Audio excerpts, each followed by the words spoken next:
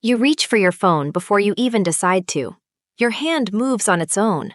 There's no notification, no buzz, no reason, but your thumb is already pressing the screen awake.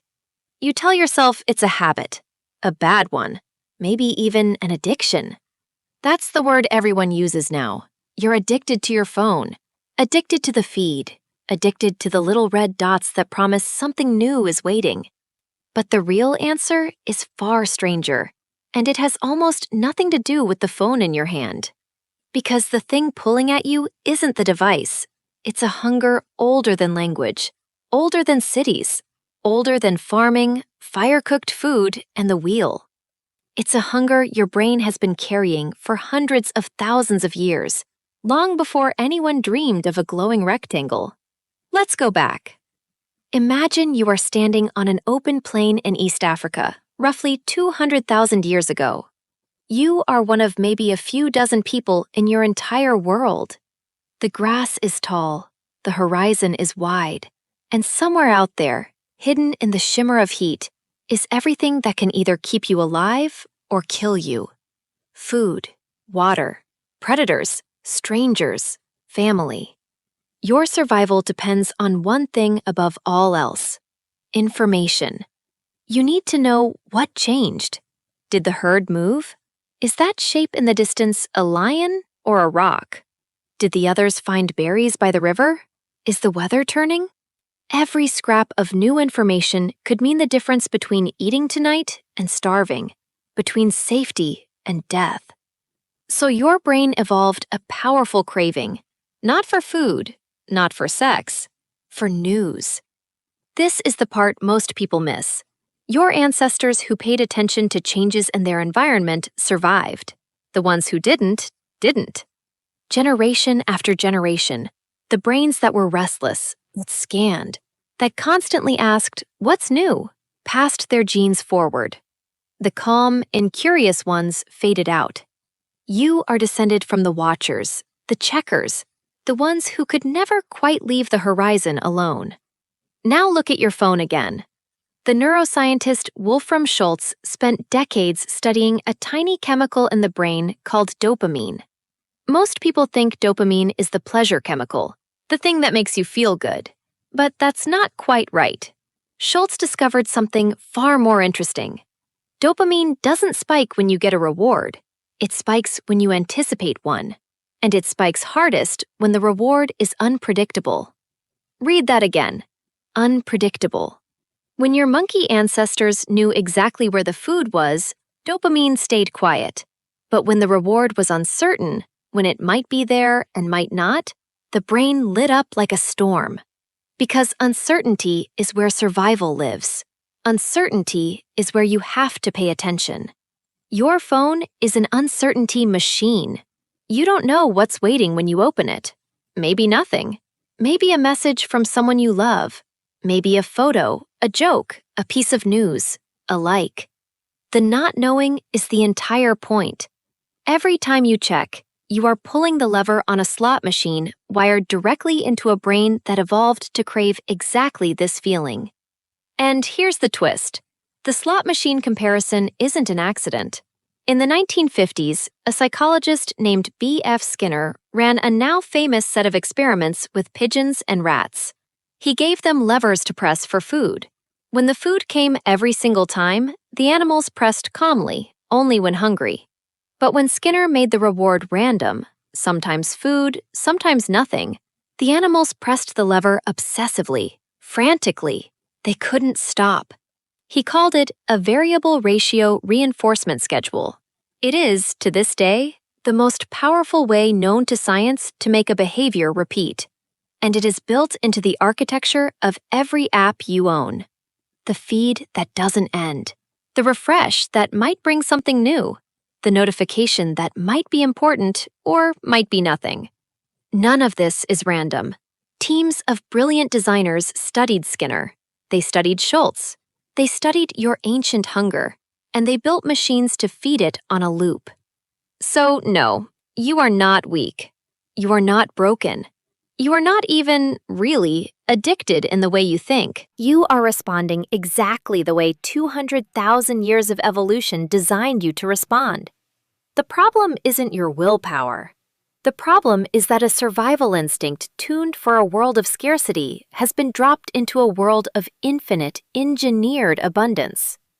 Think about what your brain expects. On the savannah, new information was rare. You might learn one or two genuinely new things in a day. Where the water was, which way the animals went. A craving for novelty made sense because novelty was scarce and valuable. But your phone never runs out. There is always one more post, one more video, one more headline. The well that was supposed to run dry in an afternoon now flows forever. And your ancient brain, the one that learned to never stop checking the horizon, simply cannot understand that the horizon is now infinite. Have you ever felt it? That moment when you finish scrolling, put the phone down, and pick it right back up seconds later with no memory of deciding to? That's not you making a choice. That's the watcher in you, scanning the plane, asking the only question it has ever known how to ask. What's new? What changed? What did I miss? There's a specific fear hiding underneath all of this, and it has a name now. You probably know it, the fear of missing out. But that fear isn't modern at all. For your ancestors, missing out was deadly. If the group moved camp and you didn't get the news, you were left behind, alone. And alone on that ancient plane meant dead. A single human could not survive without the tribe. So the brain evolved a deep, gnawing anxiety about being out of the loop. Being uninformed wasn't just uncomfortable, it was a threat to your life. The researcher Adam Alter, who studies behavioral addiction at New York University, has pointed out that the most compelling technologies are the ones that tap into these deep, pre-existing human needs. They don't create new desires, they hijack old ones. The need to belong, the need to know, the need to not be left behind. Your phone tells you 100 times a day that the tribe is talking without you, that something is happening over there, that you might be missing out. And the ancient part of your brain believes it completely, because for almost all of human history, it was true. So you check, and you check, and you check. But let me ask you something. When you check, do you actually feel better? Probably not. And there's a reason for that too. The dopamine system that drives you to look is not the same system that makes you feel satisfied. Schultz's work showed this clearly. Wanting and liking are separate circuits in the brain. You can want something intensely and get almost no pleasure from actually having it. This is the strange trap you're caught in. The pull to check is enormous. The reward for checking is tiny. So you do it again, chasing a satisfaction that the wanting system was never designed to deliver. The hunger drives you to the table, but the meal was never really there. Now, here's where it gets personal. The average person checks their phone somewhere between 90 and 150 times a day. That's roughly once every 6 to 10 waking minutes. Not because anything important is happening, but because your brain is running a 200,000-year-old program in an environment it was never built for. You are a creature of scarcity living in a world of infinite supply. A hunter scanning a horizon that now scrolls forever.